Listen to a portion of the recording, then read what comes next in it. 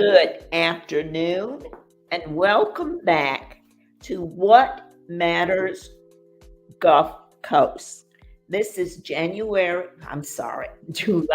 3rd, the day before the 4th of July holiday.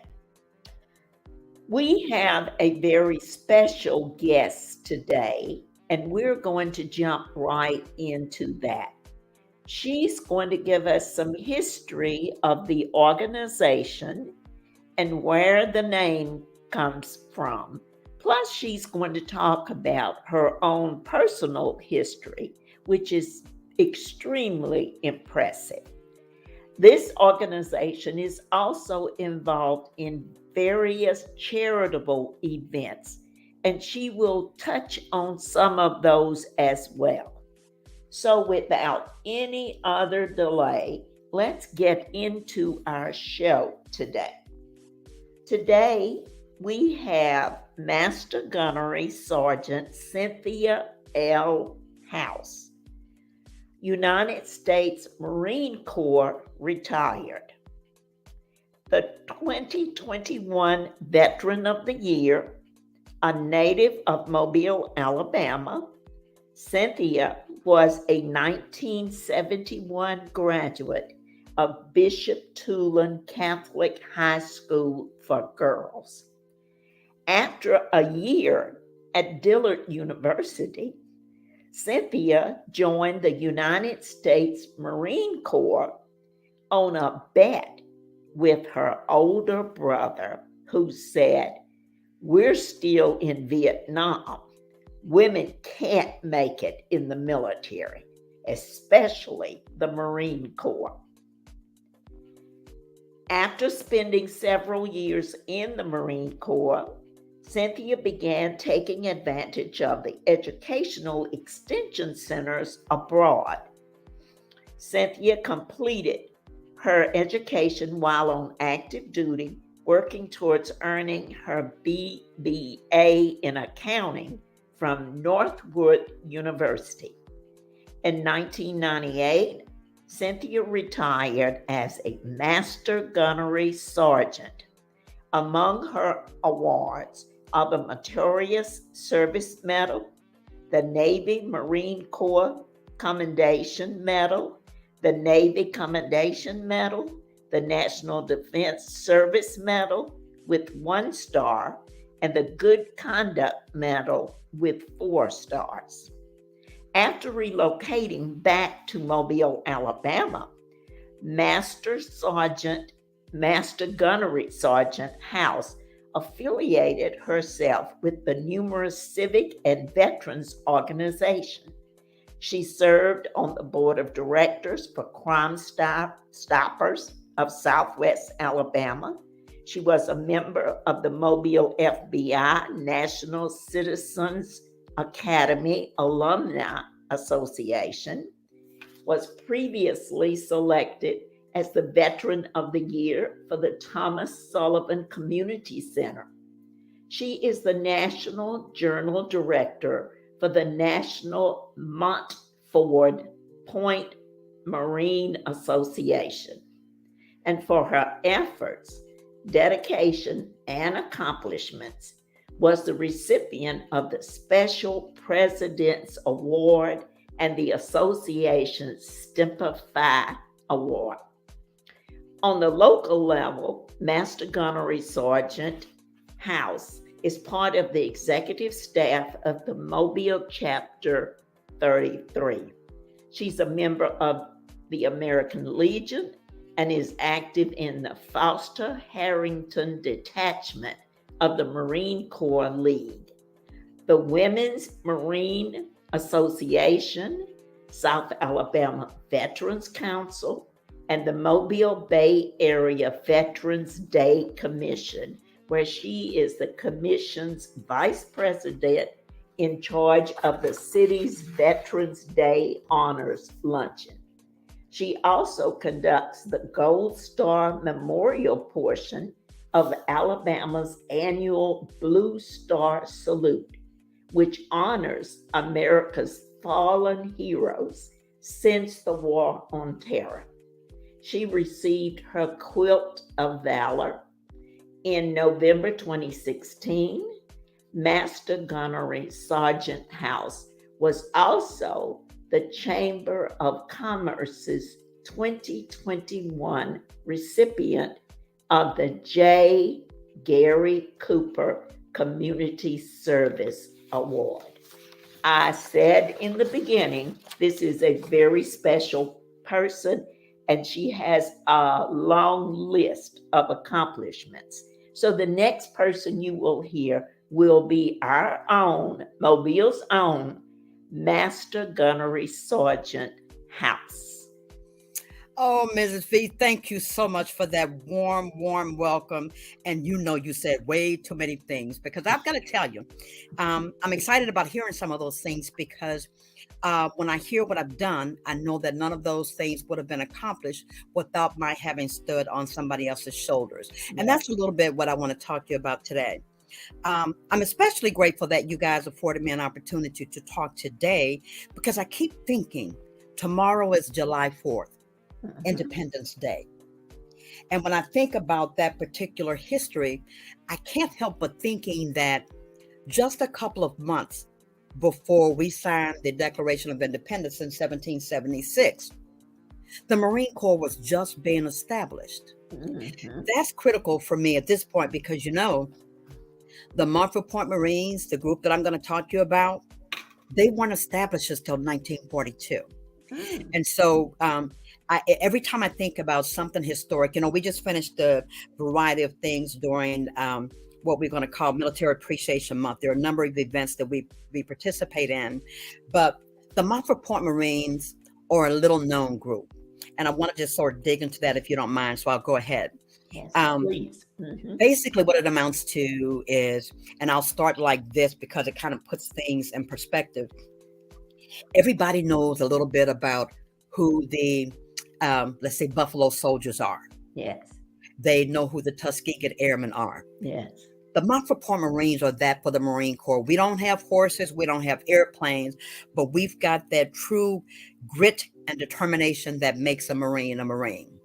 But back in World War II, African Americans were not allowed, and I'm going to use that term, allowed. They were not permitted to join the Marine Corps. And it literally took a presidential order in 1941 to disavow segregation in the military, if you will. So the services had to integrate. Everybody did it but the Marine Corps. The Marine Corps was adamant about not having African Americans within their ranks. They were forced to do so. And basically, I think it was 1942, they started recruiting toward having African Americans. Now, imagine going on a job and you're going to end up working for somebody who says he'd rather have 5,000 whites than 250,000 African Americans in that corps. Probably not a good thing to want to do. But we had some dedicated individuals that we now refer to as our heroes, our trailblazers, who decided that they would take this on, and they did, except that they were not permitted to train in the normal boot camp places. Parris Island, South Carolina, everybody's heard of that. San Diego, everybody's seen Gomer Pyle on TV with that little Marine Corps logo. They couldn't go there. They were actually trained at a separate boot camp called Montford Point, outside the gates of Camp Lejeune. And that's pretty much where the name came from. But the story goes a little bit deeper. Imagine going to boot camp and thinking you're about to start your training. Not these guys. They literally had to build their own training facilities. And so don't want to go into the depths of all of that right now. This is probably not the time or place, but I want you to understand the group of men that we're talking about. I personally could never have been a Montford Point Marine because they were only recruiting to men. So the reason this is important for us is that the sole purpose of our organization is to honor and support the legacy of those that made it possible for us to join the Marine Corps. I'm proud, and I kind of like to show that off a little bit. One of the reasons is that, when you think about it, and some of us remember a time when, when young men would get into trouble and they'd go to court and the judges would go, well, you know what, if you go into the Army, if you go into this, then, we're going to commute your service. I mean, commute your trial time, so you won't have to do anything. Not so with the Marine Corps. These individuals struggled very, very, very hard and did a number of different things to make sure that they were seen as good as, no, let me take that back, better than the rest, because that's what they were going to have to do in order to be considered a Marine. For us here, and I'll tell you a little bit, and this is part of why this is important for me to talk to you guys today. Those Marines, not only did they go through a lot, but they had to deal with all of the kinds of discriminations. Remember, there were a lot of civil rights issues going on at the same time. They weren't even allowed to vote. When you think about all of these things, but all they wanted to do is serve for their country, fight for their country. And they were actually fighting for the right to do that. There are now books being written about the stories. Many of them have written some themselves. But I say that to say that their story is pretty much untold at this point. And what we do is make sure that they're acknowledged. Now, here's the juicy part. When you think about the stories, and when we finally started looking at the history of those that made it possible for others to follow in their footsteps, it took one President, Barack Obama, to hear the story. And ended up in 2011, through an act of Congress, the Montford Marines, those individuals that the Marine Corps did not want, were honored with the Congressional Gold Medal for heroism, for all of the acts that they did in spite of all of the discrimination that they encountered. At the time, and basically they started receiving the award right around 2012. At the time, the word didn't get out enough. So there are a number of people that we're still looking for. When we go back and look at the story, it turns out that it took another president, Truman, back in 1948, who really had to prohibit, again, by another presidential order, racial segregation within the Marine Corps. And so by this time, they closed down Camp Montford Point. And now the Marines were eligible to train at the regular boot camp sites, Parris Island and San Diego. But because of that, when they started to become dispersed, it's kind of difficult to pick up on all of the things that were going on. But the story was still out there, and the story still needed to be told. And it was through that group of young men who shared an adversity back in '65, who came up with just a meeting spot in Philadelphia, just to hang out and talk about all the stuff they went through, that began the National Montford Marine Association. And it was through that mechanism that stories continued to get told. And that's how we come to where we are. We look at the numbers and see that approximately 20,000 African Americans actually went through Camp Montford Point.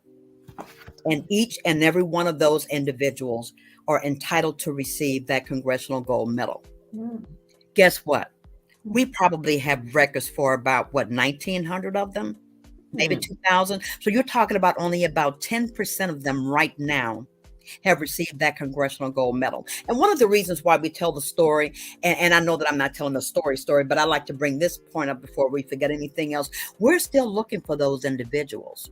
Yeah. What a lot of people don't realize is that part of getting the Congressional Gold Medal involved a number of other types of events that would honor those individuals. In fact, at the very same site that nobody wanted to see them at, right there, right outside of Camp Lejeune, North Carolina, is a tremendous memorial to the Marines of Montford Point. About a $2,000 project that we did. And because we don't have all the names, there's a wall behind the actual monument, or that makes up part of the monument, that has stars on it.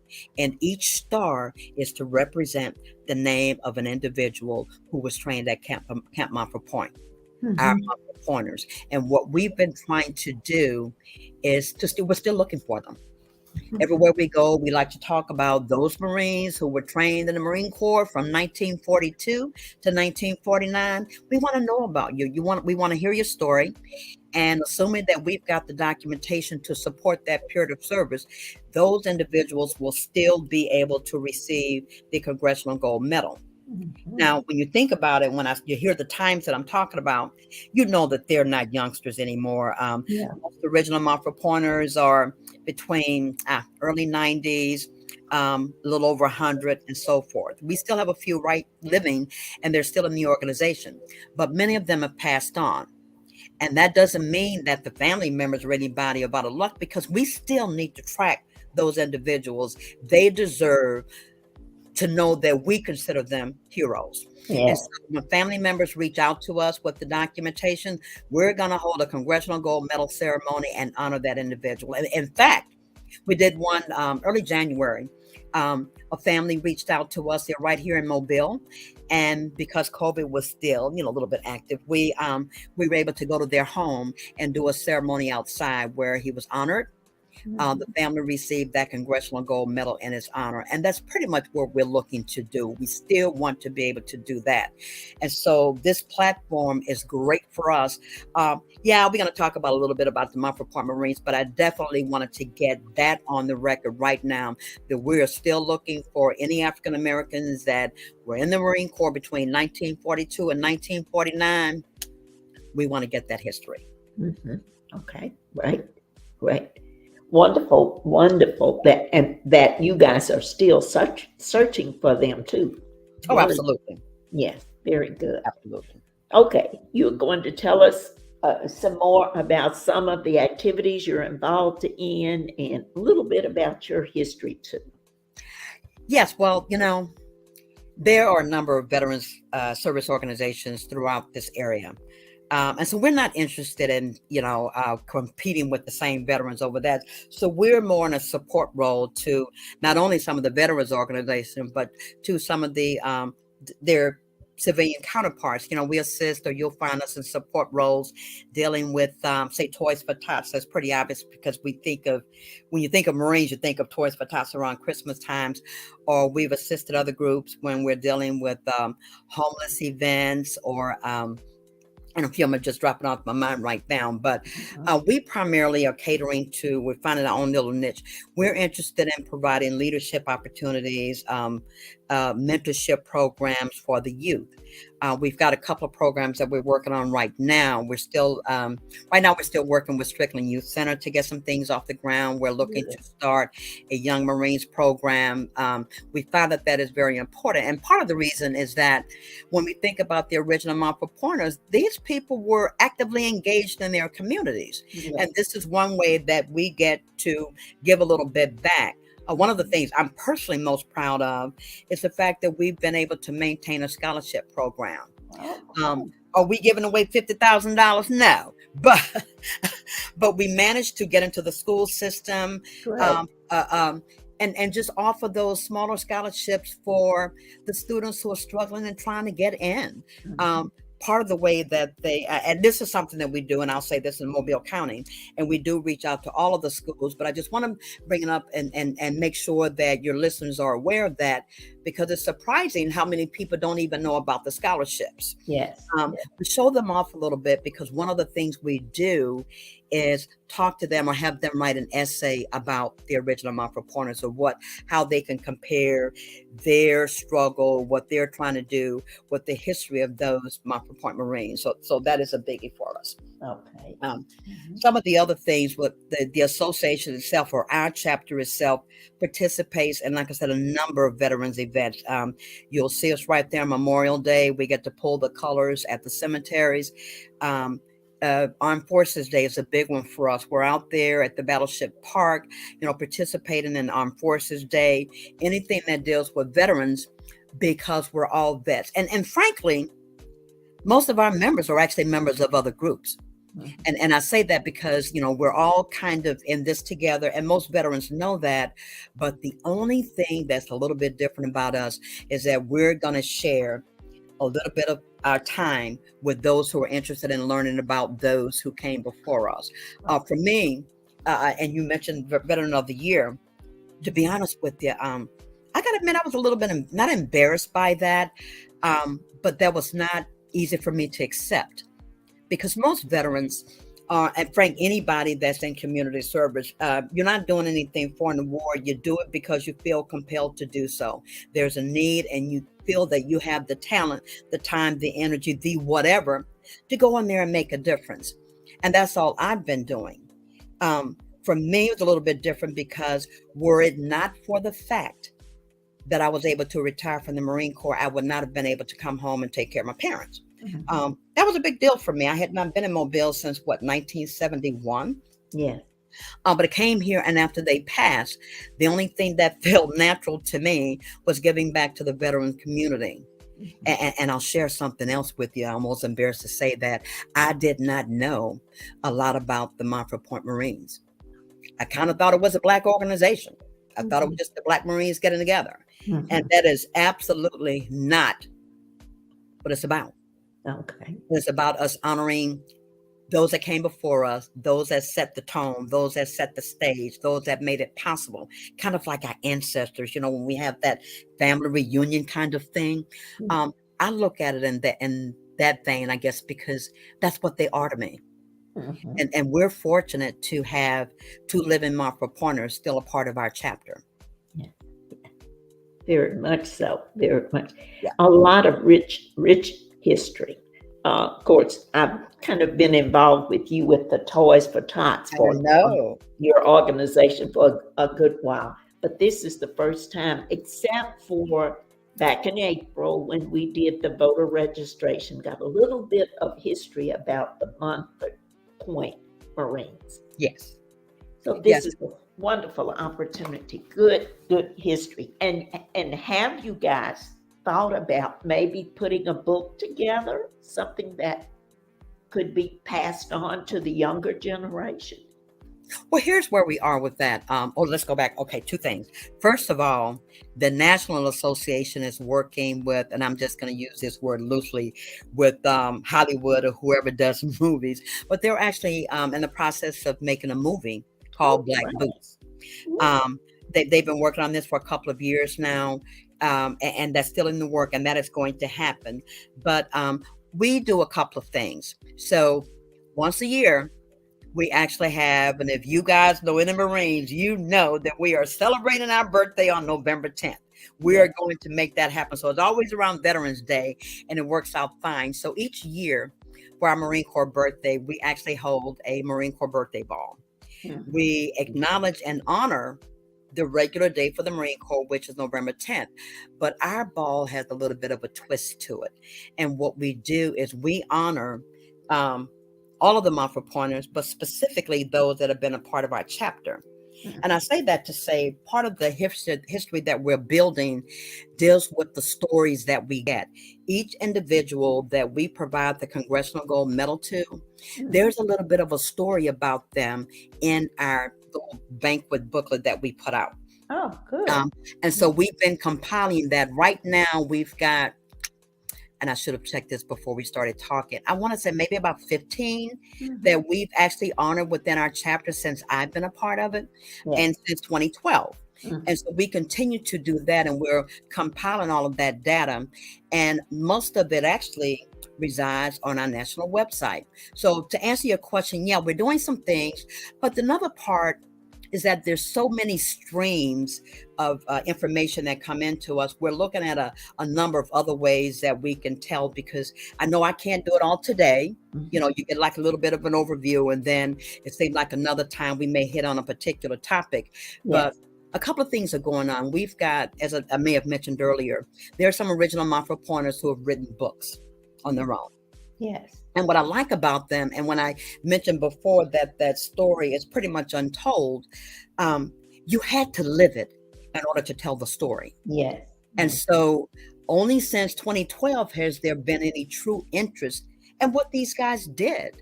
And so you're talking about people, we're not talking about scraping the bottom of the barrel.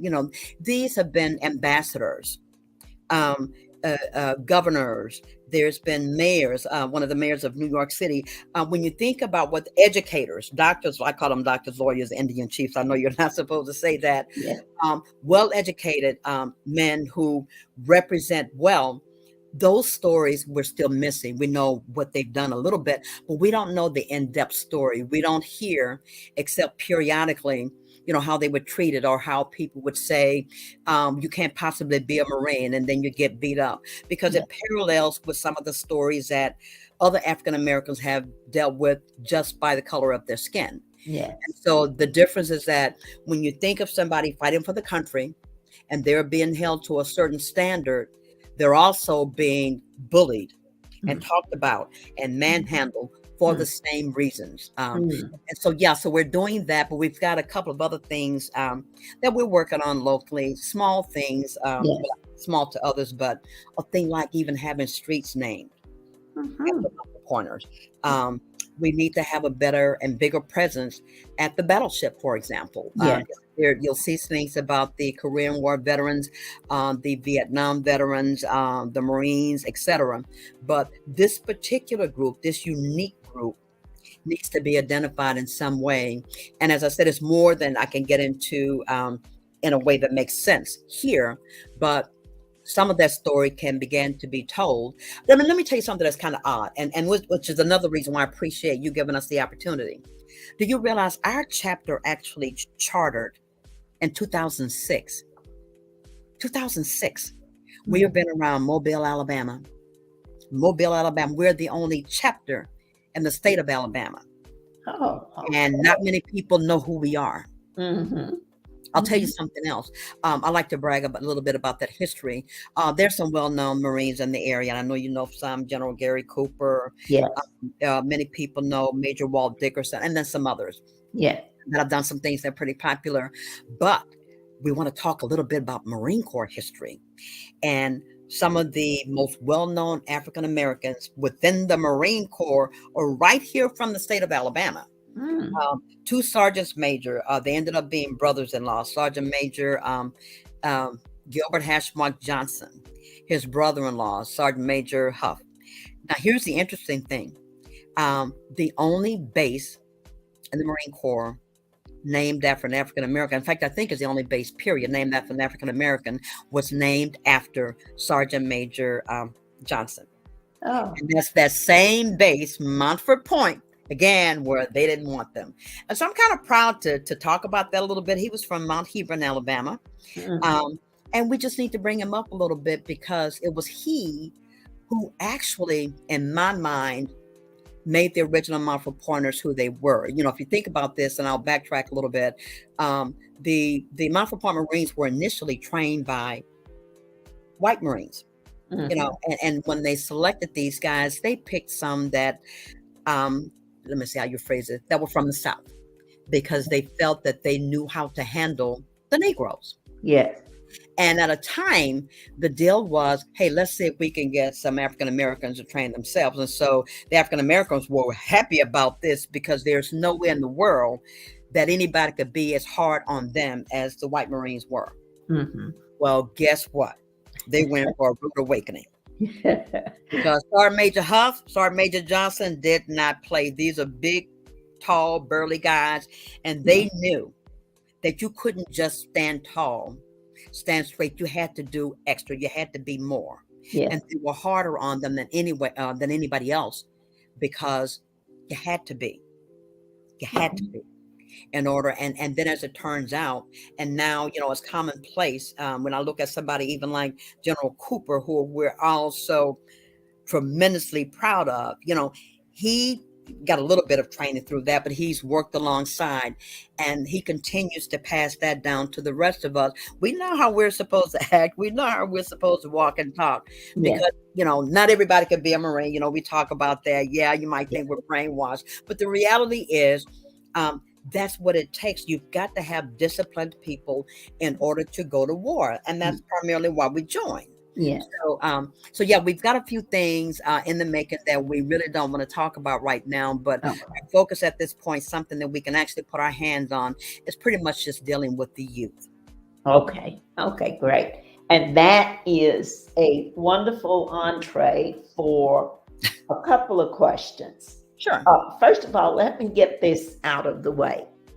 Am I understanding this correctly when you said the Marine, or did you not say the Marine Corps was the last armed service unit to be integrated? Yes, ma'am. That's exactly what I said.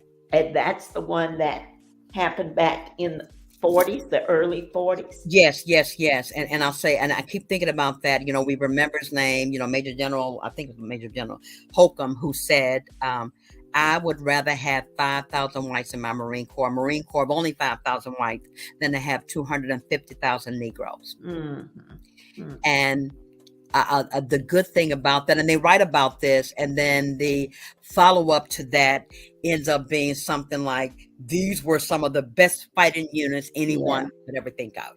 Yes. I yes, I thought that was what I had heard. Yes. And you would think when it was approved by Congress or President or whomever, all of the armed forces units would have been integrated all at the same time, but it didn't really happen that way. Yes, exactly. Exactly. And I'll add to that, it's interesting. In fact, last year I kind of mentioned this. I didn't think about it until I started, thought about the role that I was playing. The women Marines dealt with the same thing and still do.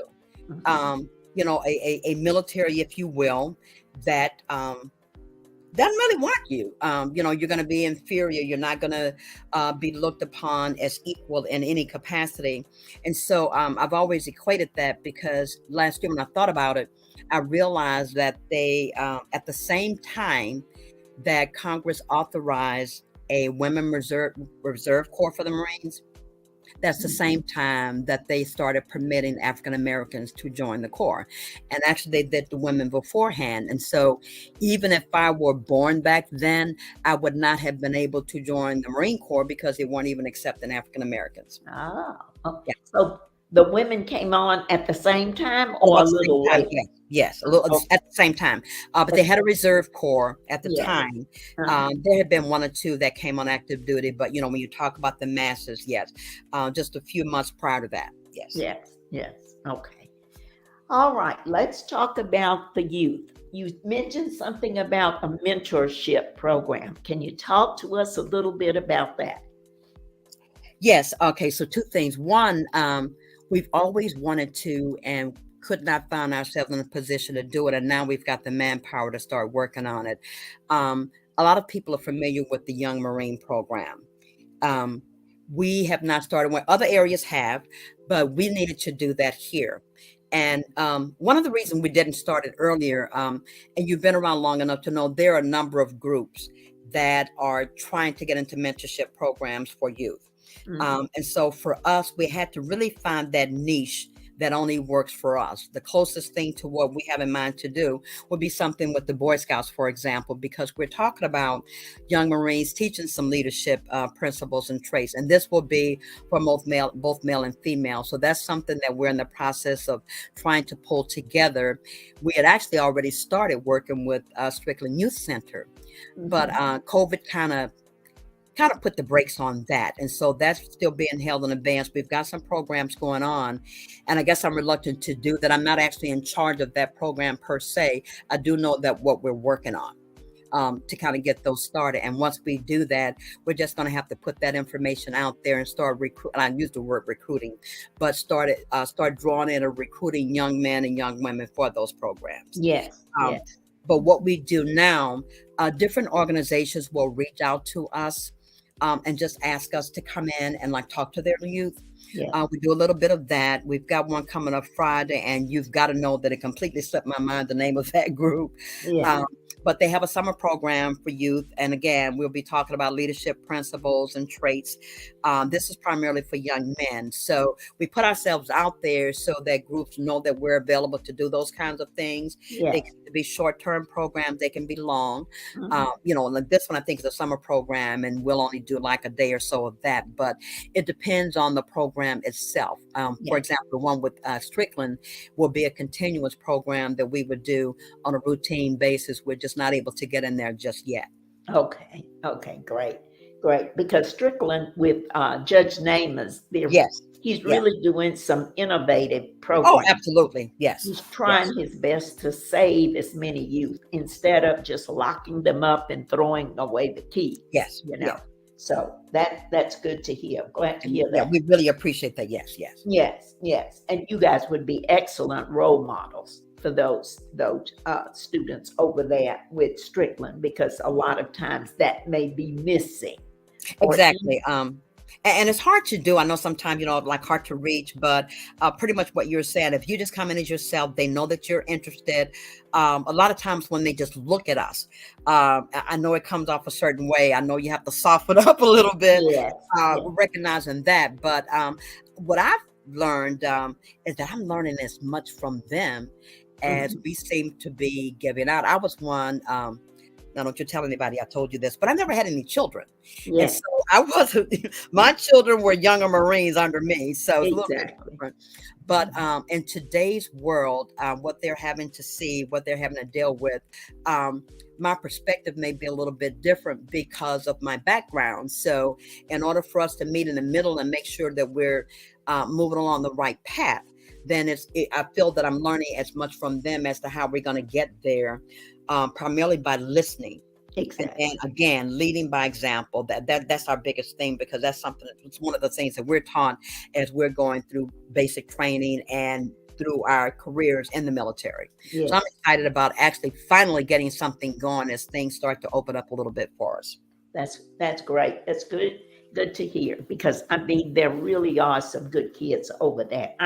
I'm pretty familiar with, of course, Judge Namath and Right. that Nest program that he has.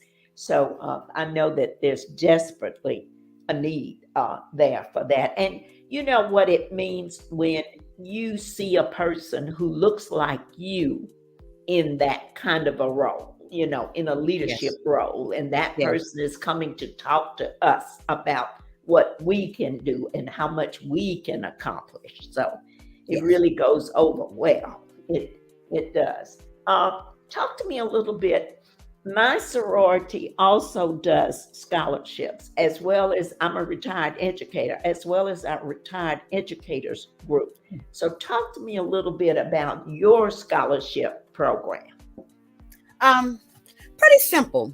Um, the basic. Let me go back a little bit. What we learned, your A and B students, they're going to get scholarships all over the place. We know that.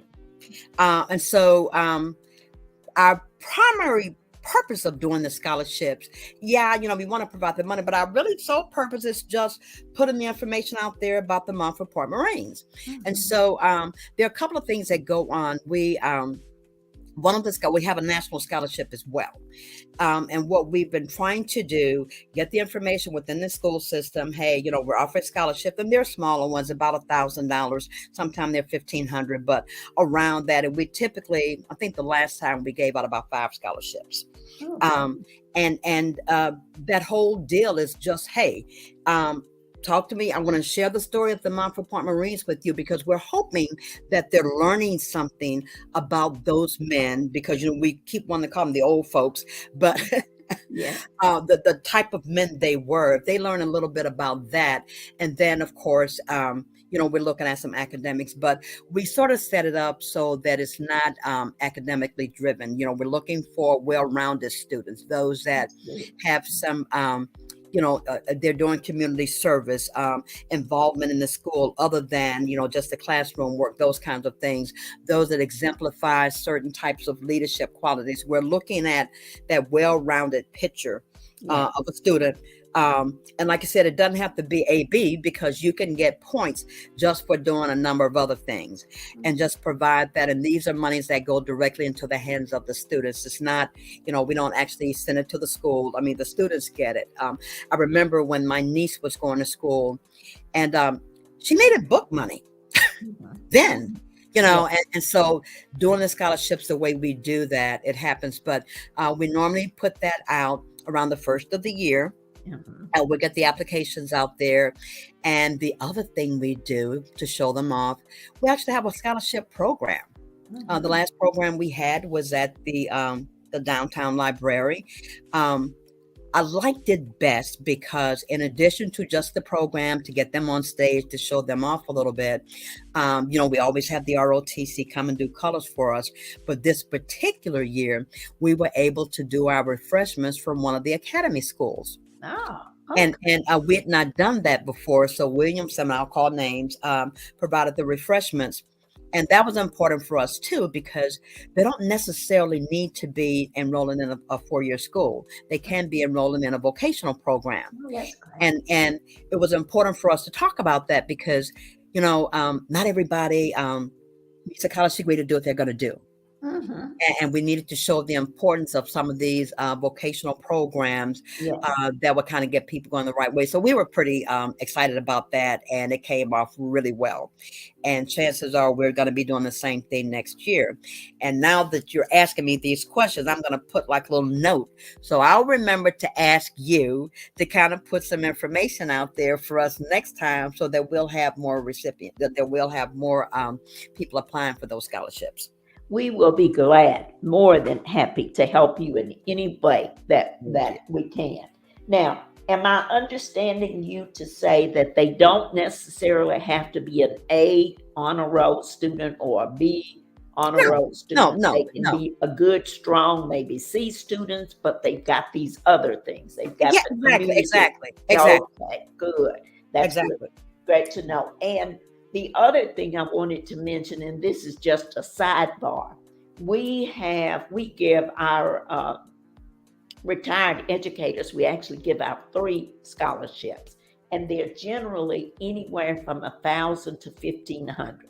So you guys are batting 100, okay?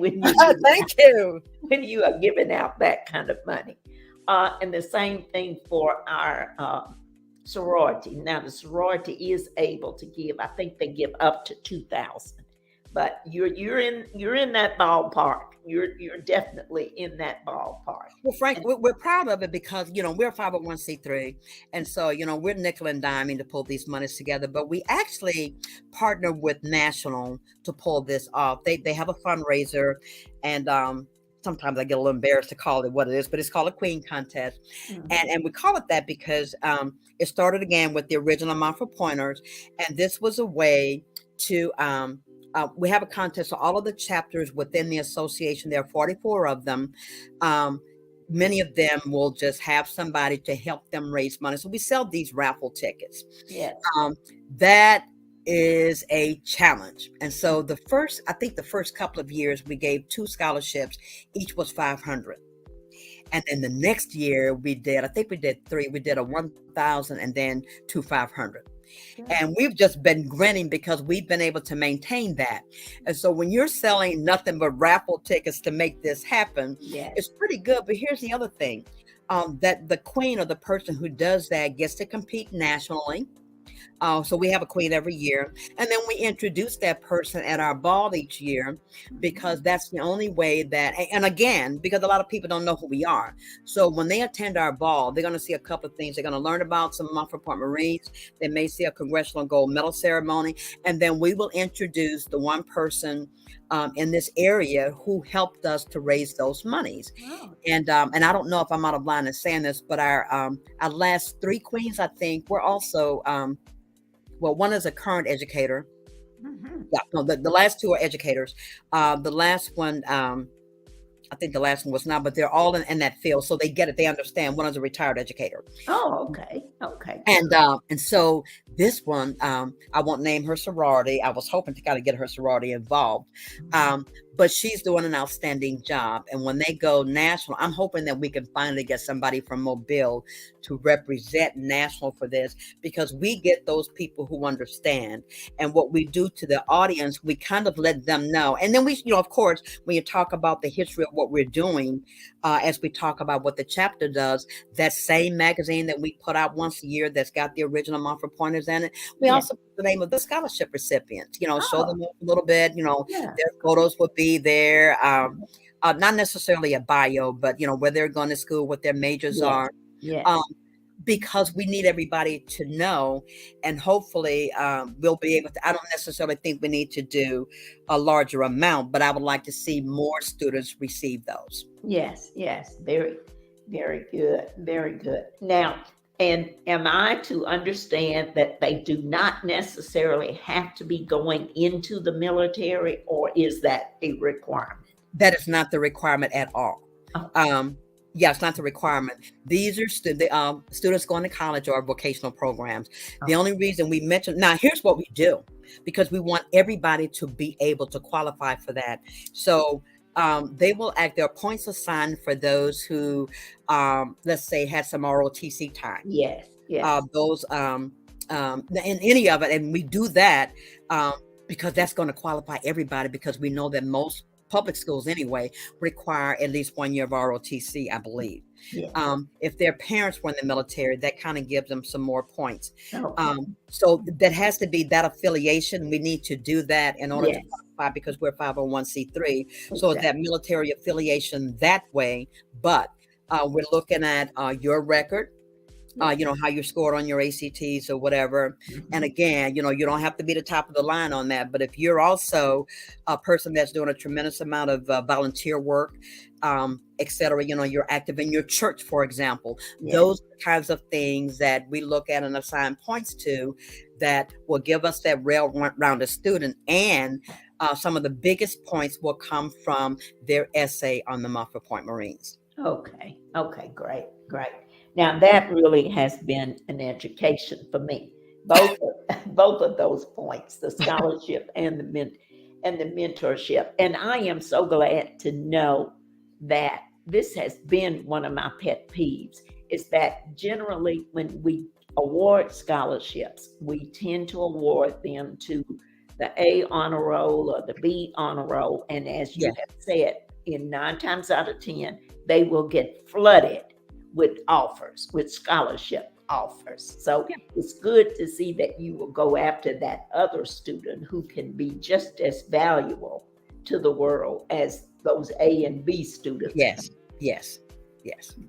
Well, we certainly have learned a lot about the Montford Point Marines and from you too, Master Gunnery House. And we have enjoyed you. You are very, very knowledgeable about your organization and very passionate about it. We can hear the passion in your voice. Oh, thank you for saying that. I do. I've got to tell you, if you ever sit down and talk to an original Montford Pointer, your world just changes. Yes, We did and I'll get off. We did a road trip a couple of months ago to an original that they had assigned to our chapter. We didn't even know he existed. He has been inducted into the Negro Baseball Hall of Fame, Ah, and okay. we're hoping to have him here in November. Uh-huh. Um, but again, and we have another Montford Pointer that's a part of our chapter, and I laugh because he lives. I think it's an Evergreen. It's Evergreen, and Yes. his daughter is always laughing like I don't know when Dad's going to show up here. He just shows up. So he's 90 something years old, Oh my um, and goodness. I'm embarrassed to admit this guy gets around better than I do. Yes. Mind is sharp, but I'm so proud of him because I keep saying, y- y- were it not for him, you always talk about the first person to do this and the first person to do this, the Yes. first person, and I'm proud of the fact. I'm proud of the fact that I was the first female veteran of the year. But here's the deal: when you're the first, that means that there was also a last. The Yes. last time we're going to look at something a certain way, and Yes. so these first people just make sure that we know it's all possible. Yes. You don't have Yes. to give up. And so I do get excited about that. And I'm looking to do so much more. And I know it seems like I've been all over the place with this, but there's so many ways that we could talk about them. We could talk about one ounce of what they do in one segment. So Yes. thank you for that opportunity. I really, really, really appreciate it. You're most welcome. And we want to say this to you. Yes, we would like to have you back again, maybe in another couple of months, or when you get closer to one of those projects that you're Yes. working on and you're at a point where you really can talk about it, or after the project is Would over. be happy to. Yes. Would be Yes, happy. and you want to talk to us. The other thing is too, when you're having a special event, we also go out on site and we can actually do some filming from the actual site, and we can put that Oh, on our Facebook page and our YouTube page. So when you're doing okay. something like that, please pass the word on And if it's any way possible, especially if we get it in advance, we can fit it into our schedule. And Right. we would love to come and do an actual site visit and We do would be some happy to do that. Thank you so much for that offer. Thank you. Yes, very, very much so. And we want to thank you again. You have taught us an awful lot in this short time that you've been on the air with us. And we will look forward to hearing more from the Montford Point Marine Association. Chapter 33, yes. Chapter 33. Thank you again. And we welcome you back anytime you are ready to come back. Just let us know.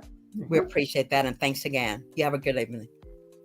And ladies and gentlemen, this ends our show. I want you to really pay close attention to everything that's gone on today. We've learned a lot of history.